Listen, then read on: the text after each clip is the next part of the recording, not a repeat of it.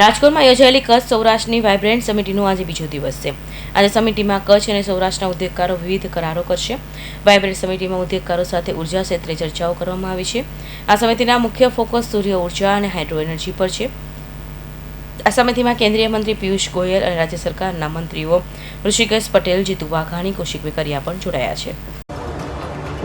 Region કે બની રહેવાનું છે, એટલે કે એન્કર બની રહેવાનું છે. માની મોદી સાહેબનું જે વિઝન છે ને એ ઉદ્ઘાટન કરવામાં આવે કોઈ રિજનલ કોન્ફરન્સના, એ આપણા માટે, ગુજરાત માટે સૌભાગ્યની વાત છે. માની મુખ્યમંત્રી ભૂપેન્દ્રભાઈ પણ, માની નાયબ મુખ્યમંત્રી ભાઈ શ્રી હર્ષભાઈ અને ઋષિભાઈ એ પણ ગઈકાલે ઉપસ્થિત હતા. એમણે શરૂઆત કરી. 11 અને 12 બે દિવસ માટે આપણી આખી જ કોન્ફરન્સ, અલગ અલગ ઇન્ડસ્ટ્રીઝ, અલગ અલગ સેમિનારો, અલગ અલગ એક્સપર્ટો, અલગ અલગ અધિકારીઓ એ સમગ્ર ભારતની વિશ્વમાંથી આવ્યા છે. સમગ્ર રાજ્યના પણ એક્સપર્ટો એક નવી તકો મળવાની સંભાવનાઓ, ઓપોર્ચ્યુનિટીઝ અને સરકાર એમાં શું કરી શકે, ઇઝ ઓફ ડુઈંગ બિઝનેસ, આ નામ પણ માનનીય મોદી સાહેબે આપ્યું ને એના કારણે આપણા રાજ્યનો વિકાસ, એ ખાસ કરીને રિજનલનો વિકાસ એ પણ થયો છે. મેં અગાઉ પણ વાત કરી છે, પણ આપની વચ્ચે જણાવતા આનંદ થાય છે કે વાઇબ્રન્ટ સમિટ રાજ્યની તો થાય પણ રિજનલની થાય. આ પ્રકારનો દૃષ્ટિકોણ એ માનનીય મોદી સાહેબના વડપણ નીચે, મુખ્યમંત્રી ભૂપેન્દ્રભાઈના માર્ગદર્શનથી, ભાઈ હર્ષભાઈના સહયોગથી આ સંભવ બન્યું છે અને એના અનેક ફાયદાઓ આપણે જિલ્લામાં પણ જોયા છે.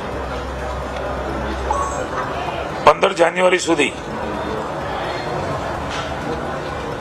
આ વાઇબ્રન્ટ ગુજરાત રિજનલ એક્ઝિબિશન એ ખુલ્લું રહેવાનું છે. હું આમંત્રણ આપું છું સરકાર વતી, ભૂપેન્દ્રભાઈ વતી, સૌ વ્યવસાય સાથે જોડાયેલા, ઇન્ડસ્ટ્રી સાથે જોડાયેલા, અલગ અલગ ટ્રેડ સાથે જોડાયેલા નાના મોટા તમામ વેપારીઓને અથવા તો વિદ્યાર્થીઓ છે, સ્ટાર્ટઅપર્સ છે, ઇનોવેટર્સ છે, એમનું પણ દ્રષ્ટિકોણ કે આમાં ખોલવાનો છે. એટલે મારી આપ સૌના માધ્યમથી વિનંતી છે, આપ એમનો તો પ્રચાર પ્રસાર કરો, પણ 15મી સુધી આ એક અદ્ભુત કહી શકાય એવું એક્ઝિબિશન કે કોઈ ઝોનરમાં થઈ શકે, કલ્પના ન થાય એવડું મોટું એક્ઝિબિશન એટલા મોટા વ્યાપકતા સાથે એ અહીંયા યોજાયું છે. એટલે હું સૌને નિમંત્રણ આપું છું. 50થી પણ વધારે સેમિનારો આ 2 દિવસમાં થવાના છે. એ પણ એક એની વિશેષતા રહી છે. 12 જિલ્લાને આવરી લેતું આપણું આ regional conference, vibrant regional conference એક ઐતિહાસિક બની રહેવાની છે.